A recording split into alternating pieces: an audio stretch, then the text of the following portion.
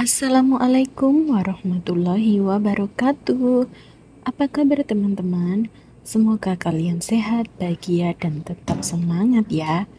Hari ini saya mau masak labu kuning, daun ketela, ikan gurame laut, dan cumi-cumi. Tapi karena videonya terlalu panjang, jadi saya bisa menjadi dua bagian ya. Oke, ini part satunya. Langsung saja saya mau geprek-geprek dan cincang bawang putih untuk bumbu oseng-oseng. Kalau bahasa Jawa oseng-oseng ya. Bahasa Indo apa sih? Tumis. Oh iya, tumis. Labu kuning. Di sini labu kuning orang Cina itu lebih suka ditumis daripada dimasak kuah. Karena di sini saya mau masak steam ikan, jadi jahe saya potong korek api. Nah, kebingungan kan modelnya kayak gimana ini? Potong korek api aja bingung ya. Loh, tau bingung lagi. Sebenarnya nggak bingung, lebih grogi karena di depan ada kamera. Maklum belum biasa bikin konten.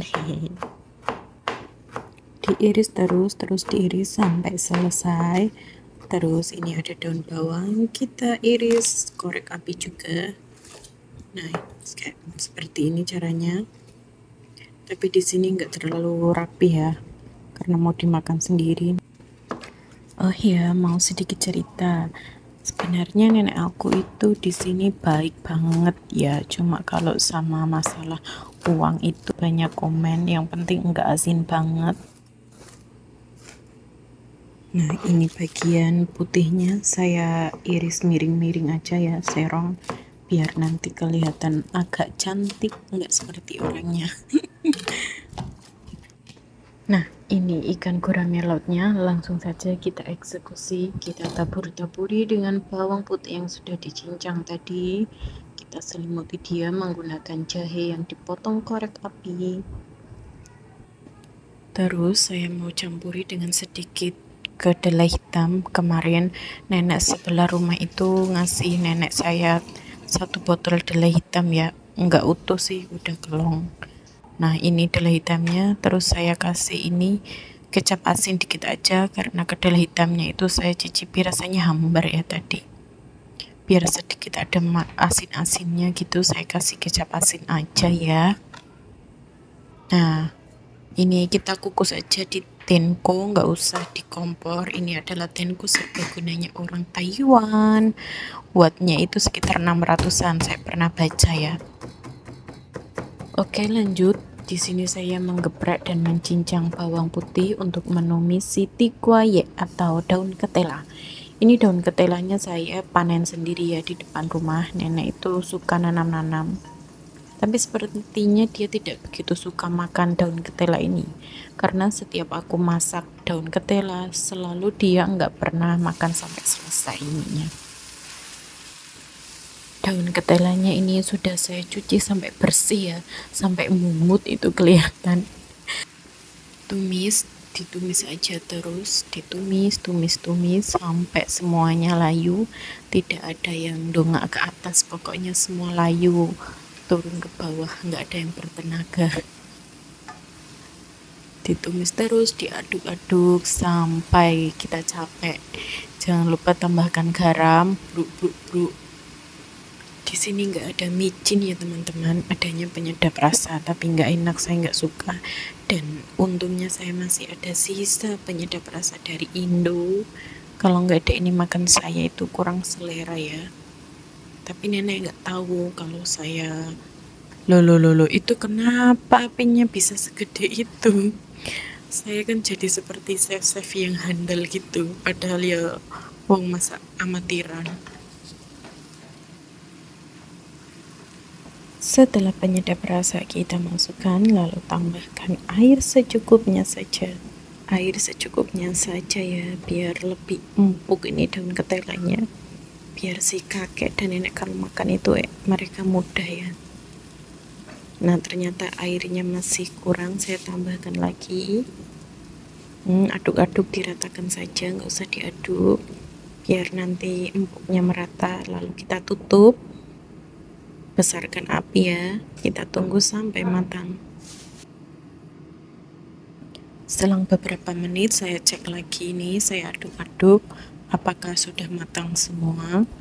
Saya cek dan recheck lagi. Nah, saya kira ini udah cukup matang ya, udah cukup lunak untuk dimakan si kakek dan nenek.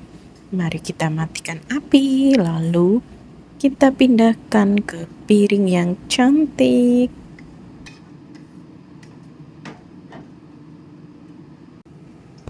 Nah, ini tiba-tiba saja wajannya udah ngedengkring lagi di atas kompor dan udah dikasih minyak, udah dikasih bawang putih, lalu saya masukkan labu kuningnya ini ya. Ternyata secepat ini kamera merekamnya. Enggak, ini karena saya potong ya, banyak yang kelewatan tadi, jadi ini langsung jujuk saja ke sini, labunya langsung dioseng-oseng. Kalau di rumah Indonesia ini nggak ada yang pada mau masak labu kok dioseng, masa makan nasi kok lauknya manis, ya nggak enak toh yo.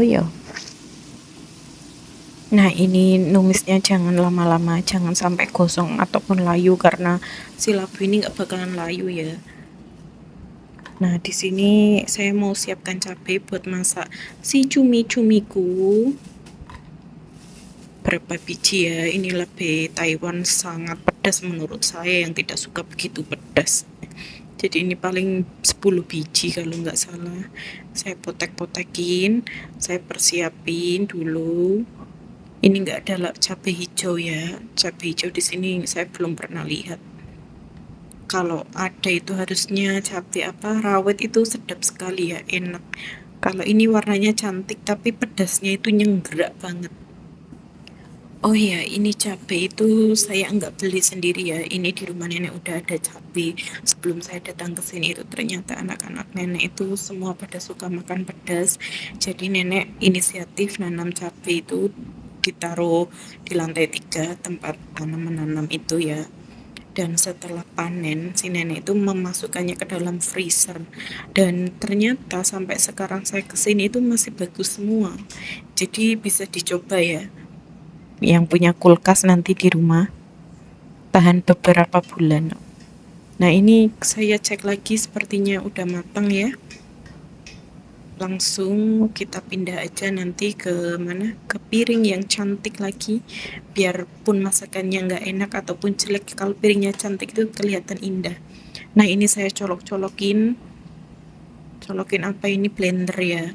Blender ini saya pun dikasih orang, bukan dikasih nenek tapi dikasih orang pembantunya nenek itu. Awal ceritanya kan saya itu tanya sama dia, blender kecil di Shopee itu harganya berapa, saya mau beli buat masak-masak saya sendiri. Ternyata besoknya dia, kamu nggak usah beli, ini saya bawakan gitu. Masya Allah, ketemu orang baik ya, di negara orang itu sesuatu yang alhamdulillah. Nah, ini masaknya udah mateng, kita angkat ke piring yang cantik. Karena ini masaknya sudah matang, jadi videonya sampai di sini dulu ya teman-teman. Sampai jumpa di part kedua masak cumi. Oke, wassalamualaikum warahmatullahi wabarakatuh.